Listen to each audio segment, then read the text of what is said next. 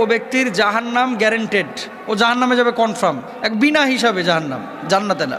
আল্লাহ রাসূল সাল্লাল্লাহু আলাইহি ওয়াসাল্লাম বলেছেন, দেখেন আল্লাহ তাআলা কিন্তু কোনো মানুষকে জাহান্নামে পোড়ানোর জন্য বানান নাই। আল্লাহ বানিয়েছেন মানুষকে বড় মায়া করে, দয়া করে, রহম করে, মানুষ যাতে করে সুপথে ফিরে আসে, আল্লাহকে ডাকে, আল্লাহকে স্মরণ করে এবং আল্লাহর জান্নাতে যায়।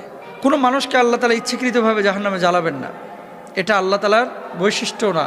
আল্লাহ সুবহানাহু ওয়া তাআলার সিফাতের মধ্যেও এটা পড়ে না। আল্লাহ গাফফার, আল্লাহ রহমান, আল্লাহ রহিম। কিন্তু এমন কিছু কাজ আছে যে কাজগুলোকে আল্লাহ অত্যন্ত অপছন্দ করেন, নবী অপছন্দ করেন, কিন্তু এই কাজগুলো মানুষ অহরহ করছে। এই কাজগুলো করার কারণে মানুষ নিজের আশ্রয়স্থলটাকে জাহান্নামে বানিয়ে নিচ্ছে। তারা কারা?